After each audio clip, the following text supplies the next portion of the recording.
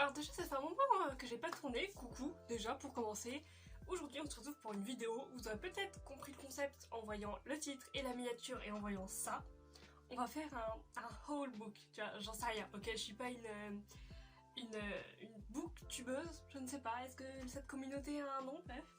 Oui, je vais faire une sorte de haul aujourd'hui. Déjà, c'est la première fois que je fais un haul, je suis toute excitée. Sur tout un tas de livres que j'ai achetés ces dernières semaines, même pas ce dernier mois, en fait. Genre, toute cette pile, vous ne voyez pas le bas, hein? Non, vous ne voyez pas le bas.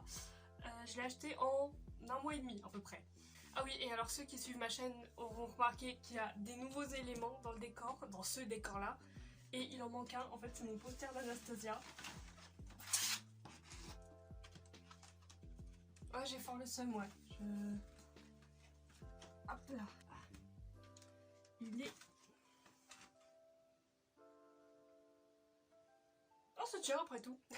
Non, alors voilà, du coup, j'ai acheté tout un tas de livres et j'ai vraiment envie de vous en parler. Déjà, pour ceux que ça intéresse, ça me perturbe. Il y a plusieurs mois, je crois, j'ai déjà sorti une vidéo où je parlais de tous les livres que j'ai ou des livres que j'ai lus à l'école et tout qui m'ont marqué. Donc l'affiche se situe là, ici. Je ne sais pas. Enfin, dans tous les cas, à mon avis, parce qu'à chaque fois que je dis je vous mets une fiche là ou là, j'oublie de mettre la fiche. Donc... Mais bref, j'ai sorti une vidéo déjà où je parlais de livres, si jamais, voilà, il y en a qui aiment les livres. Et aujourd'hui, je vais vous présenter cette pile. Alors... Putain, c'est lourd. Tada! Et on va commencer sans plus attendre. Alors, on va commencer, je pense, avec le premier que j'ai acheté, qui est tout simplement, sûrement le seul livre que j'ai acheté, car tout le reste, c'est avec le Pass Culture, mais on en parlera le moment venu. Qui est un livre que j'ai acheté à la Paris Manga, qui a eu lieu, il me semble, le 7 et 8 novembre, je crois. J'étais le 8, j'étais le dimanche. Et alors, pour remettre les choses dans leur contexte, voilà, moi je voulais y aller juste pour faire un tour, pour voir des trucs en rapport avec les mangas, pour voir Starry Sky en concert surtout. Et également, j'avais cru entendre dire que Thiboudou Boudou serait là. Et alors, je savais très bien que Thiboudou Boudou avait sorti un nouveau livre. Et j'avais prévu d'aller la voir, dans tous les cas d'aller la voir, lui dire coucou, comment ça va, peut-être avoir une dédicace et lui offrir des bougies. Elle en a parlé d'ailleurs en stream, j'étais très contente. Ah oui, parce que c'est vrai que j'ai lancé une marque de bougies, mais j'en ai pas encore parlé sur YouTube. Oups, j'en parlerai le moment venu. Et quand j'ai voulu aller faire la queue pour aller la voir, j'ai vu que apparemment elle dédicaçait son livre et qu'il y avait un stand justement où on pouvait acheter son livre. J'y suis donc allée. Donc alors voilà, pour ceux qui ne connaissent pas, Thiboudou Boudou est une youtubeuse qui traite d'énormément de thèmes, mais qui est clairement pour moi la youtubeuse la plus rayonnante en fait de tout le YouTube francophone. C'est vraiment, je ne connais personne de plus positif qu'elle, il n'y a pas. Sur YouTube, tu ne trouveras personne de plus positif, de plus gentil. Vraiment, c'est vraiment quelqu'un d'incroyable. Et même en vrai, je l'ai vu, j'étais en mode ah là là là, c'est fou. Mais c'est vraiment quelqu'un d'incroyable. Je la suis depuis qu'elle a commencé à Amour Sucré. Ceux qui me connaissent savent que j'étais une grande fan d'Amour Sucré. Donc voilà, et moi qui me disais que j'achèterais son livre sûrement un jour si je le vois. Je l'ai vu et je l'ai acheté. Mais donc voilà, déjà si vous connaissez pas Thiboudou Boudou, vraiment allez la voir. Elle fait pas mal de let's play déjà. Et ses univers par exemple c'est très centré sur Disney. Elle aime beaucoup Disney, Harry Potter. Bon, tout un tas de jeux en mode Amour Sucré, Eldaria, Le Secret d'Henri et beaucoup d'autres très intéressants. Donc c'est vraiment une youtubeuse formidable. Et donc, pour en venir au livre quand même, je vais pas maltraiter le livre tout de suite. Elle a sorti un livre, donc qui est un peu un roman jeunesse d'aventure héroïque fantasy, voilà. Et là et les 4 royaumes, évidemment, je vais vous lire le résumé. Et là et les 4 royaumes. 4 royaumes indépendants à l'aube d'une guerre sans merci. Et là, du royaume des corbeaux, est promise en mariage au prince Ereb, du royaume des dragons.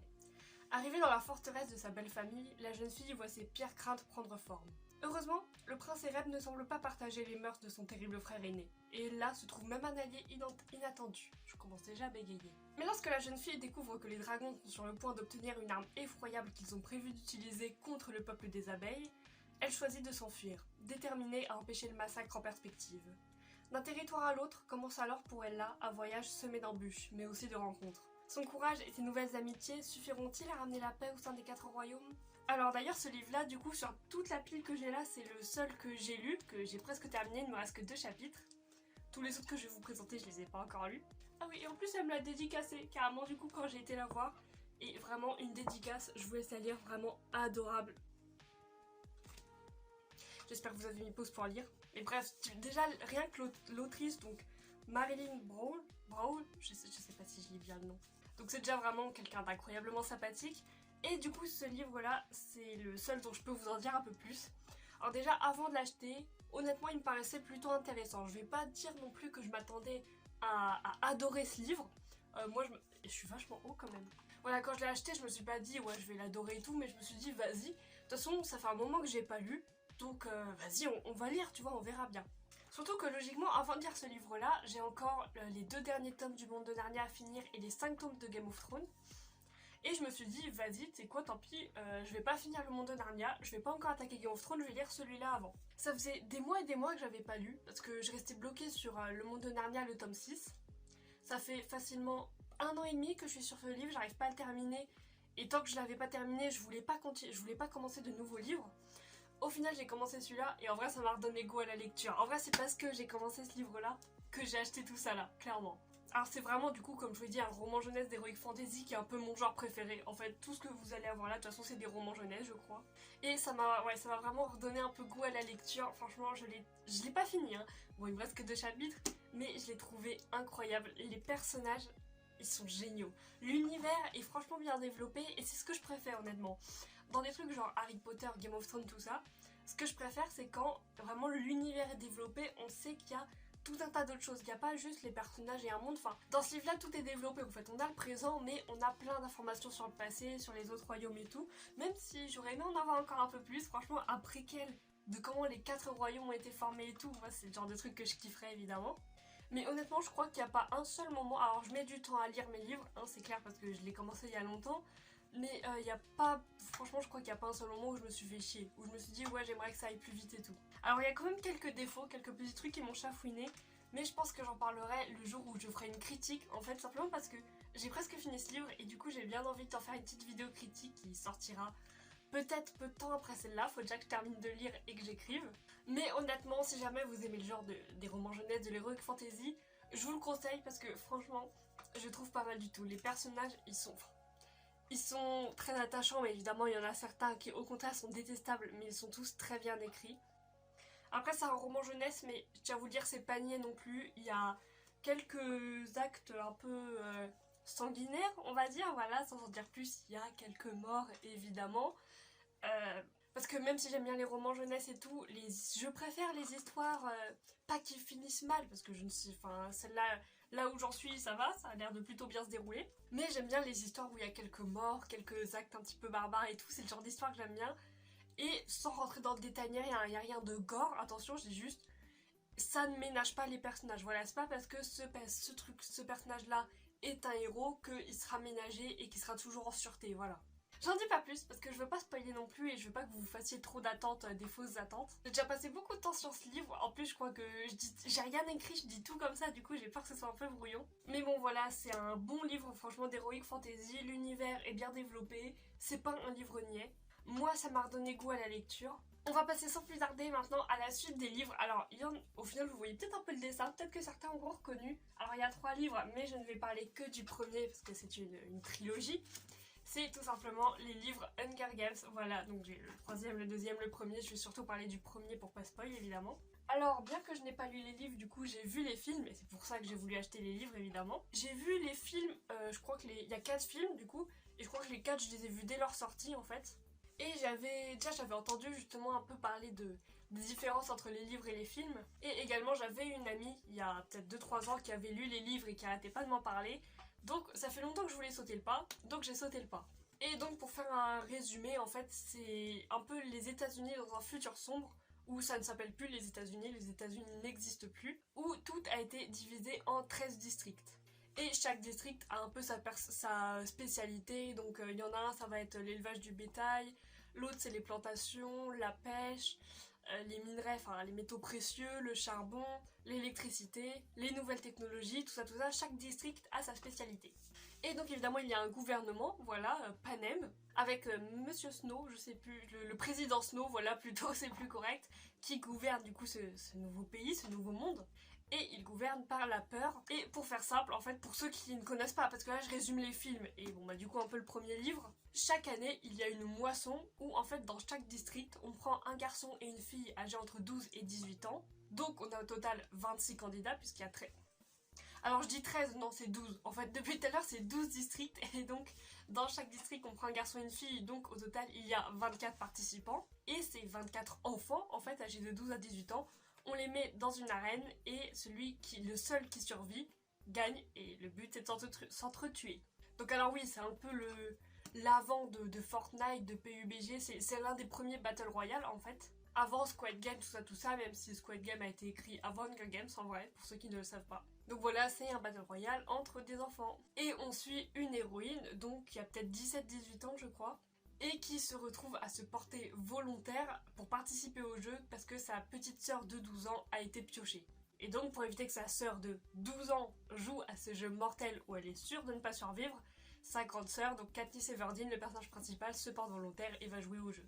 Donc voilà, alors ça c'est pour le premier tome, et sans spoiler ce qui se passe après, il y a des suites comme vous l'avez vu, et dans les suites il y a des histoires à propos du gouvernement, des révolutions, parce qu'évidemment personne n'aime le jeu, surtout que ceux qui ne participent pas au jeu, tout le reste et toute la population des 12 autres districts sont forcés de regarder le jeu en fait, parce qu'évidemment ça se diffuse à la télé et tout ce pays est obligé de regarder. Donc il y a des révolutions, des gens qui sont contre, des complots un peu pour renverser le gouvernement, tout un tas de trucs comme ça dans la suite des livres. Et même un peu dans le premier, peut-être, enfin, je sais pas, je connais pas les différences entre les livres et les films. Donc voilà, donc si jamais vous ne connaissiez pas du tout, vous connaissez à présent Hunger Games, voilà. Alors vous pouvez regarder les films avant, évidemment, pour voir si ça vous plaît. Et si jamais ça vous plaît, bah, je le sais qu'il y a beaucoup de différences normalement entre les livres et les films, et j'ai hâte de voir ça. Et également, quand j'aurai terminé, je ferai peut-être une critique, mais c'est dans très longtemps étant donné que je suis très longue à lire des livres. Mais voilà, j'espère avoir bien résumé le truc et j'espère que ça vous aura intéressé. Et dernière information, ces livres-là, du coup, ces trois-là, je les ai achetés avec le Pass Culture. Voilà, pour ceux qui connaissent, c'est quelque chose de mis en place pour le gouvernement pour les jeunes de 18 ans, où en fait on a simplement 300 € à dépenser dans n'importe quel art, n'importe quelle culture. Et à titre d'information, il ne me reste que 40 € car tout le reste, je l'ai dépensé dans les livres ou dans le cinéma. Et les prochains, je les ai également achetés avec le Pass Culture, voilà, que vous allez peut-être également reconnaître, voilà, pour ceux qui connaissent, le Labyrinthe. Alors le Labyrinthe, également trilogie de films extrêmement connus, voilà, alors dans cet ordre-là, c'est mieux. Alors là aussi, alors les deux premiers, je les ai vus dès qu'ils sont sortis également. Le troisième, je l'ai regardé il y a quelques mois, alors qu'il doit être sorti peut-être en 2018-2017 peut-être. Je sais pas pourquoi j'ai mis autant de temps à le regarder, après je m'étais fait spoiler l'histoire donc bon je connaissais. Et là aussi du coup, c'est après avoir regardé le troisième film que j'ai voulu lire les livres. Parce qu'alors souvent on vient dire que Harry Potter par exemple c'est une mauvaise adaptation parce qu'il manque des informations. Game of Thrones c'est une mauvaise adaptation aussi parce qu'il manque des informations par rapport au livre et tout. Pour moi ça c'est faux. C'est faux parce qu'Harry Potter et Game of Thrones... Alors Game of Thrones c'est pas pareil parce que les dernières saisons ça a été écrit par les réalisateurs car les livres n'étaient pas encore sortis. Mais pour moi ce sont des très bonnes adaptations parce que en général tu comprends tout à l'histoire, toute question a sa réponse et du coup pour moi c'est nickel. Le Labyrinthe, je comprends pas pourquoi est-ce qu'elle a pas assez de critiques, mais pour moi c'est pas du tout le cas. Le Labyrinthe, le troisième film, je n'ai rien compris. Enfin, j'ai compris des choses, mais il restait beaucoup trop de questions à la fin. Il y a beaucoup de trucs où j'étais en mode, mais attends, ça on n'a pas la réponse. Du coup j'ai voulu aller regarder un peu sur Wikipédia un peu l'histoire des livres, et j'ai déjà eu quelques réponses, et du coup je me suis dit ok, faut que j'achète les livres. Autant Hunger Games, ça fait longtemps que je voulais acheter les livres. Le Labyrinthe, c'est juste après que j'ai vu le troisième film parce que j'étais en mode il manque bien trop d'informations. Il me faut les livres parce que là je comprends pas. Et pourtant j'ai jamais vu personne critiquer en mode ouais il manque des infos, mais je pense que beaucoup moins de gens ont vu les livres aussi, enfin ont lu les livres plutôt. Et alors pour ceux par contre du coup qui n'ont pas regardé les films, cette fois je vais vous lire le résumé. Alors pour Hunger Games j'ai fait moi-même mon résumé parce que je trouvais celui sur le livre nul, genre il expliquait pas assez bien. Alors le Labyrinthe, se souvenir, survivre, s'enfuir. Quand Thomas reprend connaissance, sa mémoire est vide, seul son nom lui est familier. Il se retrouve entouré d'adolescents dans un lieu étrange à l'ombre de murs infranchissables. 4 portes gigantesques qui se referment le soir ouvrent sur un labyrinthe peuplé de monstres d'acier. Chaque nuit, le plan en est modifié. Thomas comprend qu'une terrible épreuve les attend tous. Comment s'échapper par le labyrinthe maudit sans risquer sa vie?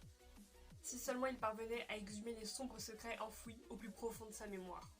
Donc voilà, on a en gros un groupe d'adolescents qui se retrouvent les uns après les autres, réveillés dans un bloc, en fait entourés de 4 murs, avec quelques vivres, ils essaient de survivre et tout. Sur ces 4 murs, tous les matins il y a des portes qui s'ouvrent, quand tu rentres dedans c'est des labyrinthes, Les portes se referment le soir. Et chaque nuit, les murs du labyrinthe bougent. Et au cœur du labyrinthe, il y a des monstres d'acier qui ne veulent pas ta survie, évidemment, sinon c'est trop facile. Donc tu as un peu le choix entre soit tu restes bien à l'abri dans le labyrinthe, mais tu ne sais pas. Tu sais pas ce qu'il y a de l'autre côté, tu sais pas ce qui se passe parce que tu n'as aucun souvenir hormis ton prénom. Alors en vrai, là aussi, dans les deux suites, il y a les enjeux, ils changent beaucoup, mais là par contre je vous ferai pas de résumé parce que ça spoilerait trop, contrairement à Hunger Games. Mais c'est intéressant, je n'en dirai pas plus, mais c'est très intéressant. Et je vous conseille quand même les films, même si personnellement parmi les films, le premier c'est mon préféré, genre à Donf. Le deuxième, j'ai pas trop accroché, j'ai pas trop kiffé honnêtement, je le regarderai pas 1 million de fois. Et le troisième, j'ai pas aimé. Enfin, il était bon, honnêtement il était bon, le seul souci c'est qu'il y a trop de questions qui restent sans réponse par rapport à ce que le premier film nous disait. Donc voilà, là aussi peut-être une petite critique le jour où j'aurai terminé. Mais ce que j'espère surtout c'est du coup avoir toutes les réponses à mes questions. Alors ah oui, j'ai pas précisé, c'est que Hunger Games, t'as aussi un quatrième livre qui raconte l'histoire du président Snow, justement quand il était jeune, les débuts d'Hunger Games, tout ça, comment le président Snow est monté au pouvoir. Que je n'ai pas pu acheter avec mon pass culture, donc je ne l'ai pas encore. Et pareil, Hunger Games, je crois il y a 2 préquels, donc qui racontent l'histoire de avant le labyrinthe, donc la braise et l'ordre de tuer, les noms des livres. Ensuite, il y a encore eu un autre livre, le destin de Newt, donc centré sur un des personnages que les fans adorent, clairement. Et là, il y en a encore eu un autre, je crois, qui raconte l'histoire de après le dernier, le labyrinthe. Et le livre Le destin de Newt, c'est il me semble centré sur le passé de Newt. Si jamais il y en a qui ont vu les films et qui connaissent rien au livre. Donc voilà, donc j'espère vraiment avoir toutes les réponses à mes questions et je vous le dirai le jour où j'aurai lu. Alors maintenant on va enchaîner sur 4 nouveaux livres, alors qu'ils sont tous indépendants, voilà, mais qui font tous partie d'une même collection, c'est les livres Twisted Tale, si je le dis bien. Alors peut-être que certains connaissent, peut-être que certains ne connaissent pas, auquel cas je vais vous en parler maintenant. Ce sont simplement des livres qui reprennent les contes Disney, mais qui un peu se pose la question sur comment ça se serait passé si cet événement n'avait pas eu lieu. Et pour ça je vais prendre le premier, tout simplement, qui est Cendrillon. Donc le livre s'appelle Oser ses rêves, et si tout s'était passé autrement, Cendrillon. Et si Cendrillon n'avait jamais essayé la pantoufle de verre. Je vais vous faire un résumé là aussi pour que vous compreniez mieux. Incapable de prouver qu'elle est la jeune fille que tout le royaume recherche, Cendrillon décide de tourner la page et de prendre un nouveau départ. Elle n'acceptera pas plus longtemps d'être l'esclave de Madame de Trémène. Ça marâtre, cette période est révolue. Portée par sa nouvelle résolution, elle laisse derrière elle sa vie passée et parvient à se faire engager au service de la sœur du roi, en visite au château. Seulement, rien ne se passe comme prévu. Cendrillon devient malgré elle le témoin d'un complot visant à faire tomber le roi et le prince. Pire encore, elle comprend que les fées sont depuis longtemps les victimes d'une terrible injustice, et sa propre fée marraine en subit les conséquences.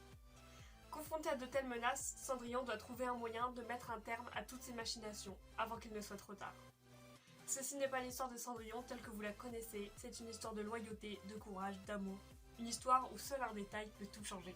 Alors celui-là, à la base, c'est ma sœur, donc Oda Books, évidemment, j'en parle tout le temps, qui elle, par contre, a une chaîne dédiée à la littérature, enfin aux livres. Pareil, je vous mets une fiche là ou là, n'hésitez pas à aller voir, où elle parle tout le temps de livres, donc si vous êtes intéressé par les livres, allez voir sa chaîne parce que moi je n'en parle que très occasionnellement. Elle m'avait parlé et montré certains livres de cette collection-là, j'en ai parlé à mon copain qui m'a offert celui-là, voilà, juste pour me faire un cadeau. Qui est très gentil et très mignon de sa part, voilà, je le remercie beaucoup. Alors voilà, je n'ai pas non plus eu le temps de le lire, mais j'en espère beaucoup, honnêtement. J'ai lu quelques pages, j'ai feuilleté comme ça, j'ai lu un chapitre par-ci, un chapitre par-là. Enfin, plutôt une page par-ci, une page par-là, parce que non, j'ai pas lu un chapitre entier. Mais voilà, après honnêtement, je peux pas vous en dire beaucoup parce que je ne l'ai pas encore lu, mais je trouve qu'il a l'air incroyable. Et honnêtement, ça c'est le genre de truc que j'adore. Quand tu reprends des histoires classiques, donc genre par exemple Cendrillon, mais que tu changes les détails et que tu essaies de voir comment ça serait passé autrement. C'est comme pour ceux qui connaissent Marvel, la série qui est sortie il y a quelques temps, What If, qui reprend toutes les histoires mais en modifiant. Genre, et si Steve Rogers n'avait pas eu le super sérum qui le transforme en Captain America et que c'était Peggy Carter qui l'avait eu. Ou si T'Challa s'était fait enlever par le mec bleu au lieu de Peter Quill, je ne sais plus comment il s'appelle.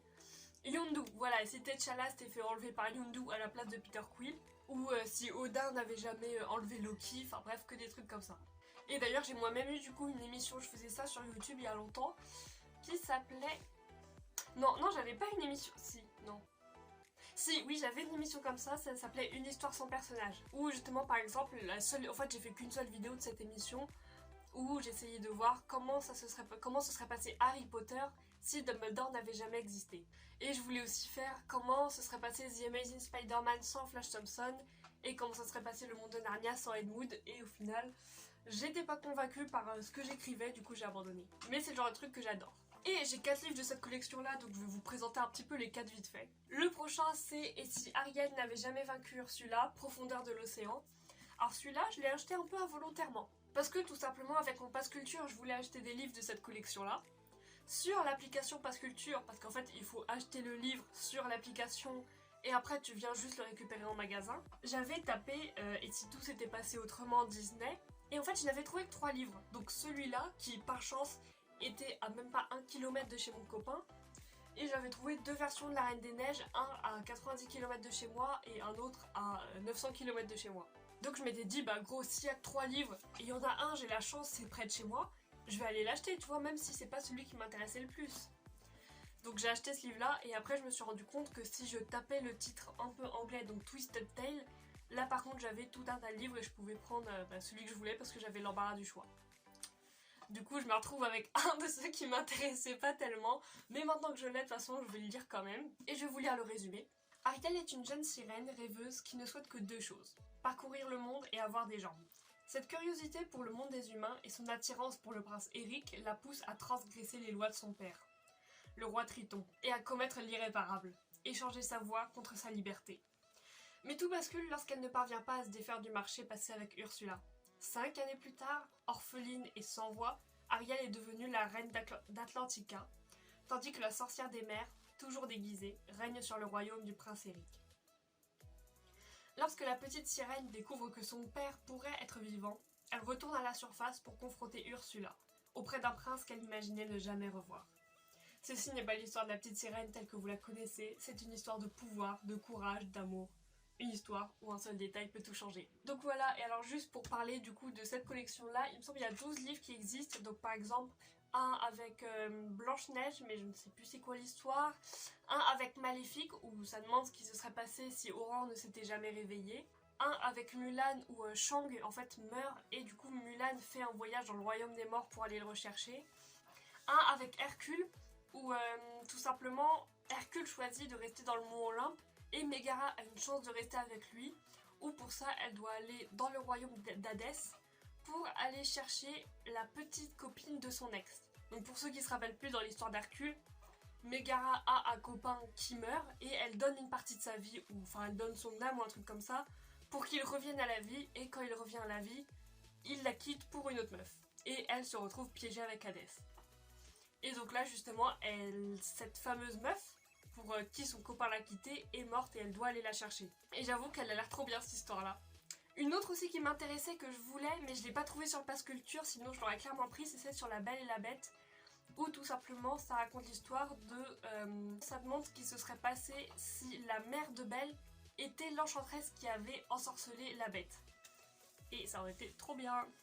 Et enfin un dernier que j'aurais pu acheter, que je voulais bien, mais j'avais plus de sous sur le Pass Culture. C'était Et si Wendy, donc de Peter Pan, était allé au pays imaginaire avec le Capitaine Crochet. Mais bon, je ne les ai pas achetés ceux-là, et il m'en reste donc 2, donc justement 2 de toujours cette collection-là que je vais vous présenter. Et après un tout dernier livre. Donc le prochain, c'était Renouveau, enfin c'est Renouveau.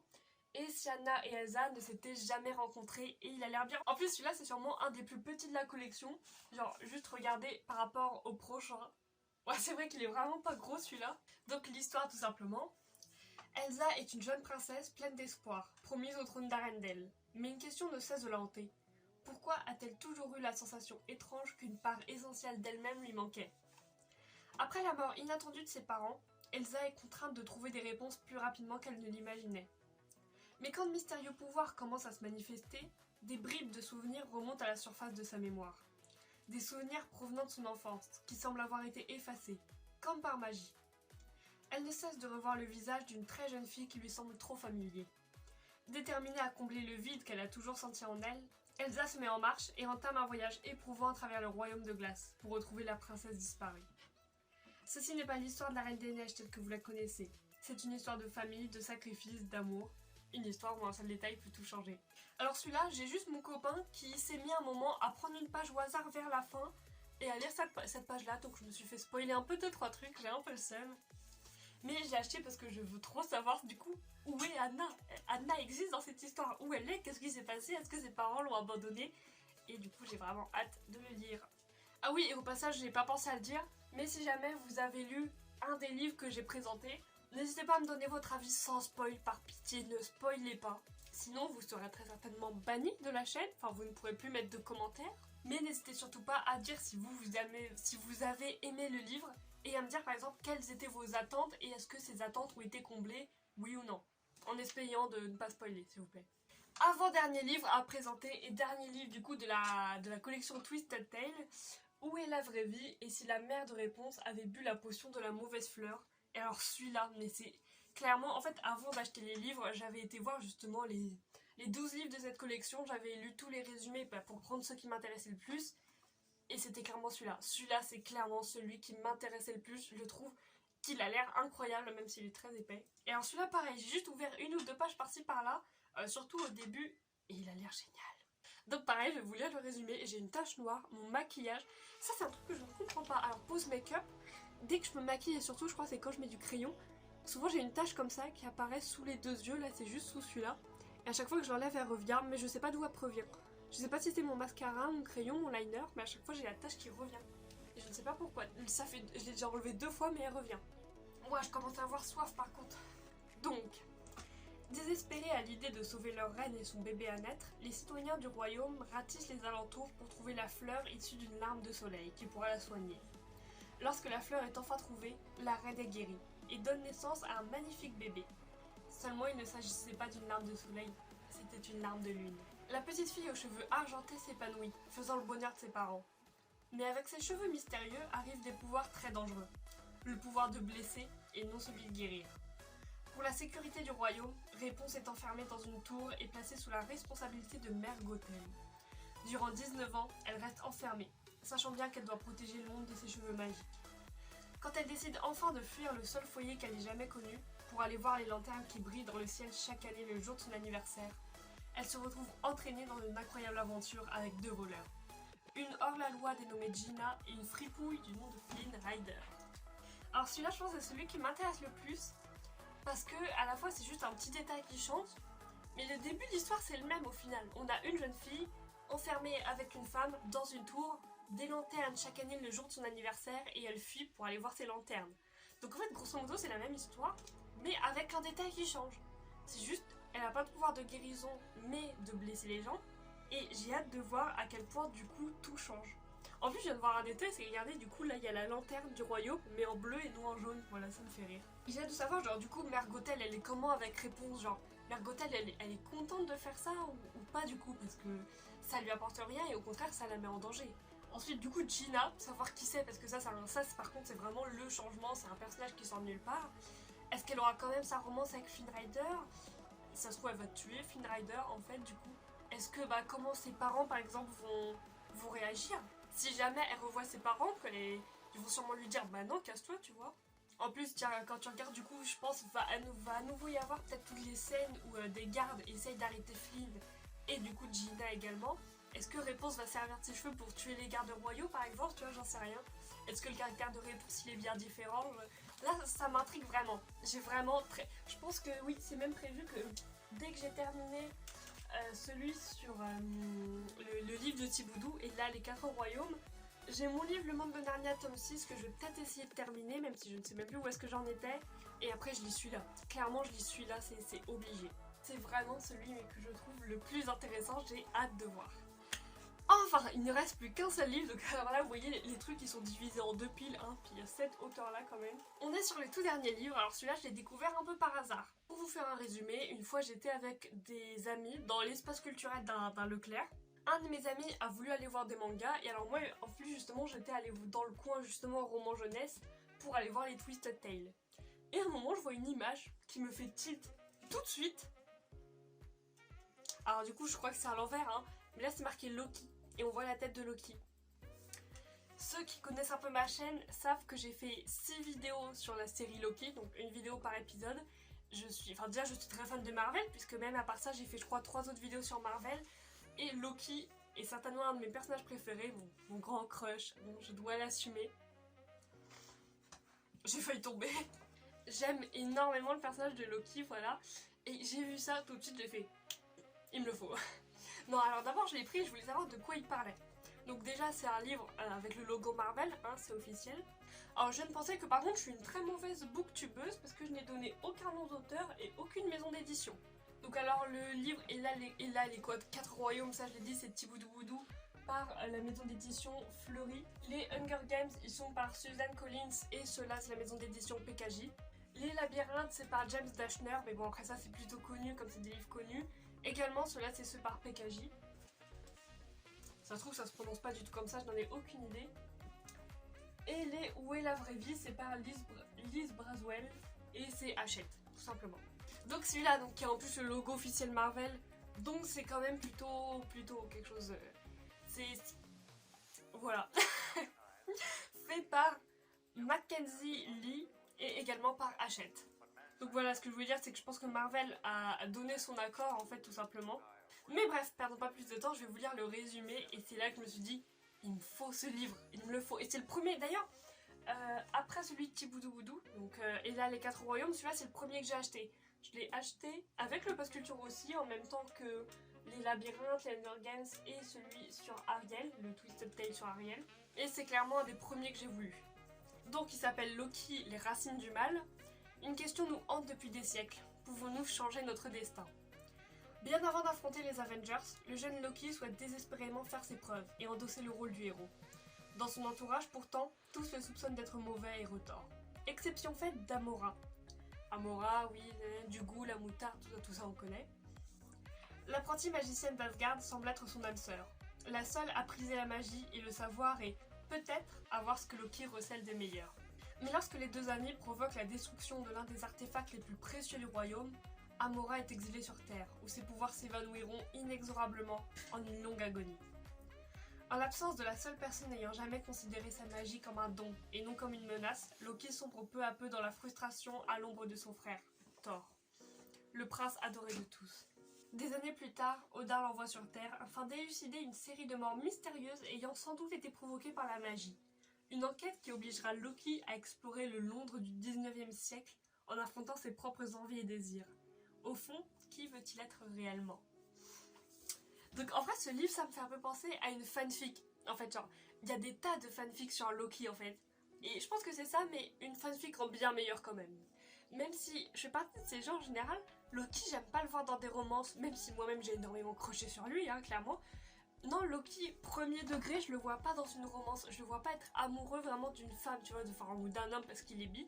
Mais non, Loki, j'ai du mal à le visualiser dans une romance. Mais bon, je me suis dit, allez, quand même, ça a l'air bien, tu vois.